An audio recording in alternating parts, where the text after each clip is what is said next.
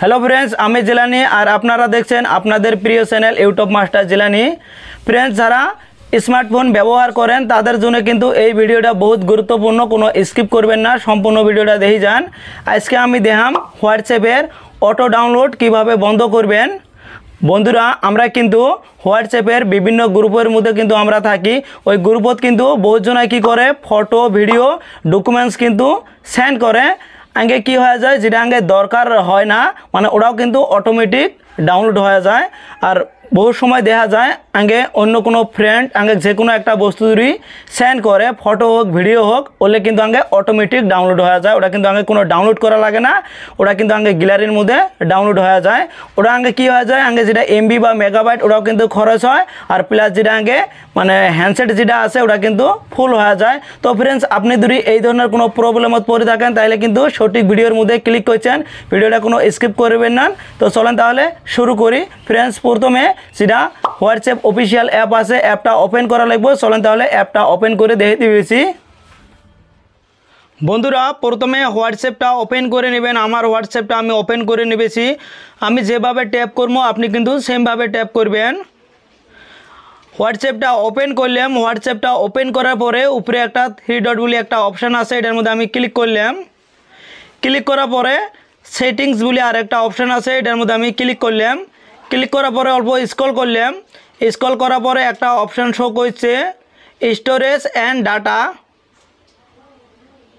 এটার মধ্যে আমি ক্লিক করলাম। ক্লিক করার পরে কিন্তু এই অপশানটা আসি গেছে মিডিয়া অটো ডাউনলোড। দেন এর তলে আর একটা অপশান আছে হোয়েন ইউজিং মোবাইল ডাটা। যখন আমার মোবাইল ডাটাটা অন থাকে তখন কি হয়ে যায় আমার কাইও ছেলে ফটো বা ভিডিও ছেলে দেয় ওলে কিন্তু অটোমেটিক ডাউনলোড হয়। আমি এটার মধ্যে ক্লিক করলাম, ক্লিক করার মধ্যে আমার খালি ফটোর মধ্যে আছে, আমাকে যদি কাইও ফটো দেয় তাহলে কিন্তু ওটা কি হয় অটোমেটিক ডাউনলোড হয়। কি করা লাগবো এটা এরম করে আনটিক করা লাগবো।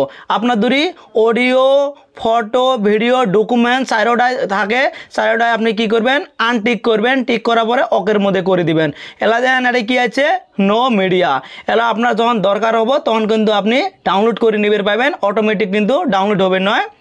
তলে আর একটা অপশান আছে হোয়েন কানেক্ট অন ওয়াইফাই। যখন আপনার ওয়াইফাইটা অন করা থাকবো বা আপনি কারোটাই ওয়াইফাই নেবেন হটস্পট নেবেন, নেওয়ার পরে কী হয়ে যাব সেলে আপনার ফটো অডিও ভিডিও আর ডকুমেন্টস গেলে কিন্তু অটোমেটিক ডাউনলোড হবো, এটাও কিন্তু আপনি অফ করে পাবেন। এরকম করে আপনি আনটিক করে দিবেন, আনটিক করে দেওয়ার পরে অকের মধ্যে ক্লিক করবেন। এলা দেন নো মিডিয়া আছে, কোনো কিন্তু অটোমেটিক ডাউনলোড হবে নয়।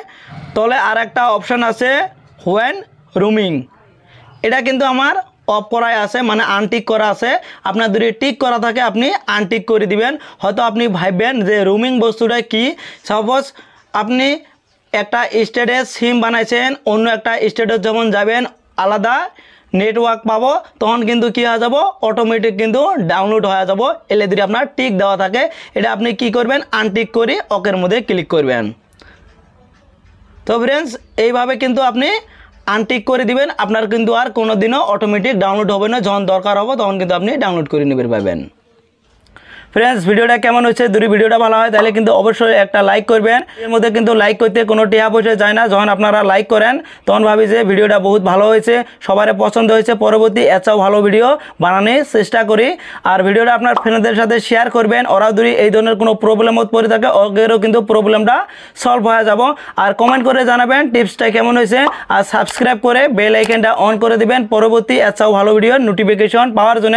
আর যদি আপনি আমার ফেসবুক পেজের তাই ভিডিওটা দিয়ে থাকেন তাহলে ফেসবুক পেজটা ফলো করি একটা লাইক করে দেন পরবর্তী এছাড়াও ভালো ভিডিও নোটিফিকেশন পাওয়ার জন্য। তো থ্যাংক ইউ এতক্ষণ ভিডিওটা দেখার জন্য।